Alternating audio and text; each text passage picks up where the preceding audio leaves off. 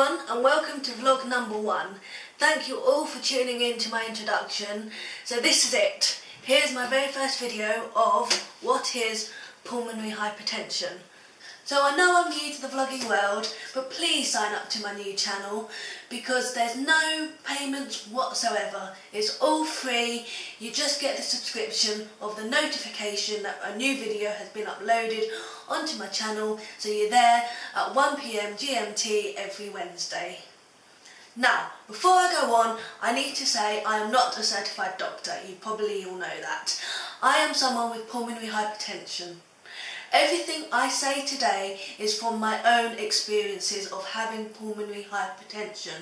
It's also from the experience of other pulmonary hypertension patients, what I've heard from consultants, and also searching the World Wide Web. So first of all, pulmonary hypertension is a lung condition. People say it's a heart and lung condition because it does affect the heart.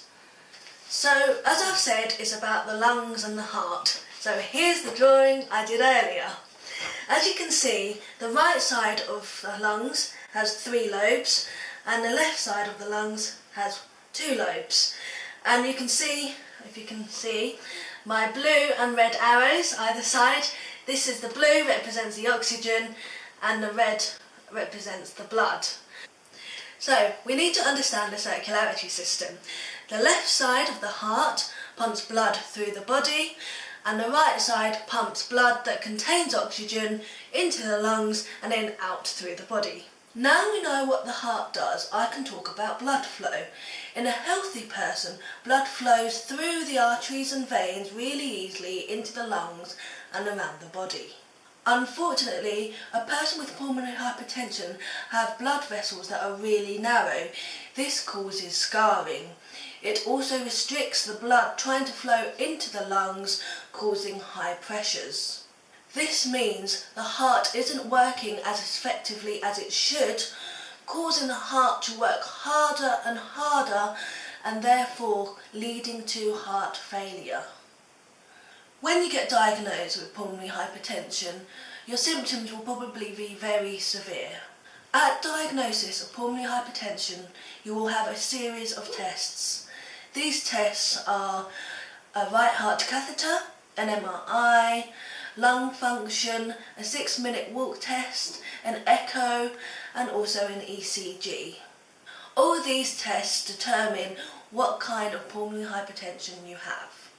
There are 4 types of pulmonary hypertension. The first one is idiopathic pulmonary arterial hypertension. The cause of this is unknown. The second type of pulmonary hypertension is hereditary pulmonary hypertension. This means it has been passed down from either your mother or your father. This pulmonary hypertension isn't as common as the others, but people still do have it out there. So the third type of pulmonary hypertension is associated pulmonary arterial hypertension. This is due to a condition or disease, such as congenital heart disease, connective tissue, or anything else that causes it to go into pulmonary hypertension. The final pulmonary hypertension is CTEPH. This stands for chronic thromboembolic pulmonary hypertension.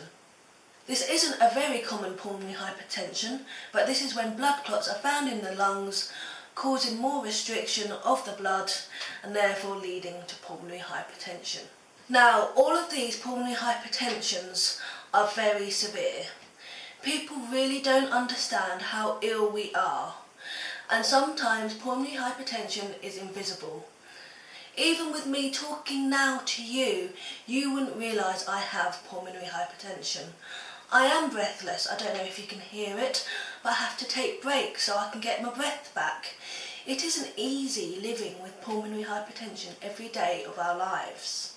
There are many medications out there for pulmonary hypertension, lots of tablets. Some people have to have IV, which means it goes straight into their heart. And then there's the final one, which sometimes isn't final, but that is of a transplant. A transplant meaning double lung and heart, just heart, or just lungs. Even when we have had the transplant, because this is our only cure, we are still on tablets to make sure it doesn't get rejected.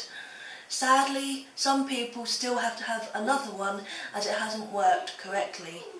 The symptoms of pulmonary hypertension are severe breathlessness, chronic fatigue, also known as tiredness, swellings in the ankles and legs, chronic headaches and migraines, and also chronic pain in our legs, in our arms, in our body. Their symptoms can go on, and it is what we have to deal with all the time.